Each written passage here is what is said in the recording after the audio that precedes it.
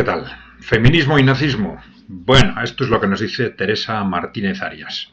Lo que me faltaba por oír, que el feminismo equivalga al nazismo. Cuánto desconocimiento e ignorancia. Bueno, precisión.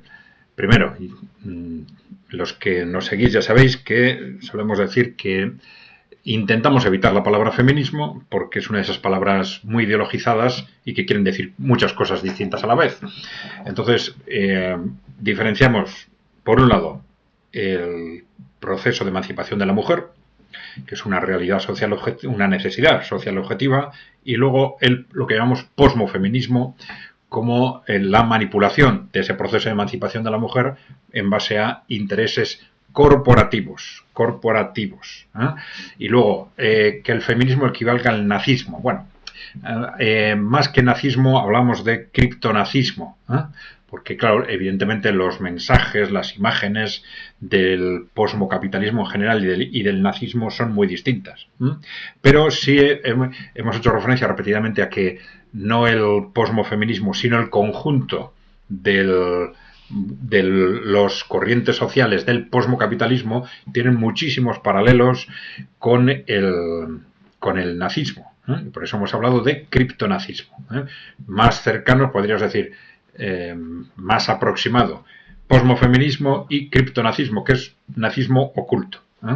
¿Y por qué decimos nazismo oculto? Porque las mismas fuerzas que apoyaron el nazismo luego han apoyado el posmocapitalismo y dentro de él el posmofeminismo como instrumentos de enriquecimiento por un lado y de manipulación por el otro. Y esto no son palabras, sino que hay hechos, muchos hechos detrás ya desde hace más de un siglo.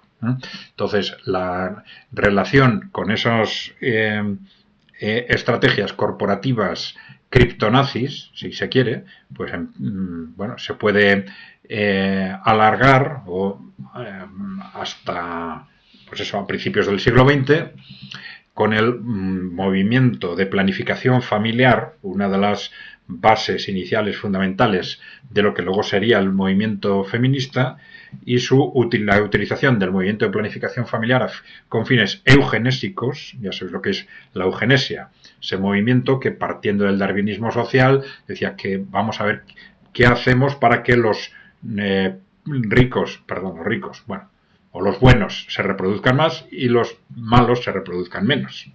Un movimiento que claramente enraizado con el racismo y con el nazismo. Bueno, este movimiento de planificación familiar no solo estuvo íntimamente relacionado con la eugenesia, sino también con el nazismo. Bien, eso por un lado. Luego, otro de las líneas fundamentales en el feminismo y, por tanto, a la vez en el movimiento de emancipación de la mujer, pero también en el posmofeminismo, ha sido lo que se llamó la antropología feminista, que a veces con bases reales, pero a veces luego también utilizada, pues pretendía borrar las diferencias antropológicas entre los géneros. Y esto fue claramente utilizado por la inteligencia militar de Estados Unidos. Más, pues el movimiento, la explosión del movimiento feminista, que es a la vez las dos cosas, emancipación de la mujer por un lado y manipulación corporativa por el otro, estuvo claramente liderado por la CIA en Estados Unidos. Claramente manipulado por la CIA. Bueno, ¿qué más? Pues tenemos los documentos de la Guerra Fría que nos dicen claramente cómo las reivindicaciones básicas del movimiento de emancipación de la mujer fueron utilizados con fines de reducción de la tasa de natalidad. Y a partir de entonces cómo se despliegan todas las capacidades del gobierno de Estados Unidos, de las agencias de la ONU, de las ONGs y de las fundaciones corporativas con el fin de impulsar lo que eran, en principio, objetivos del movimiento de emancipación de la mujer con estos fines de reducción de la natalidad. Es decir, esto no quiere decir que esas reivindicaciones no fueran socialmente interesantes, pero no las pusieron en marcha por razones socialmente interesantes, sino con objetivos de reducir la natalidad. y reducir la natalidad no para que la gente viva mejor, sino para debilitar a los países. Además dicho, reconocido expresamente. Bien, luego tenemos la manipulación enorme del proceso de incorporación de la mujer al mercado de trabajo.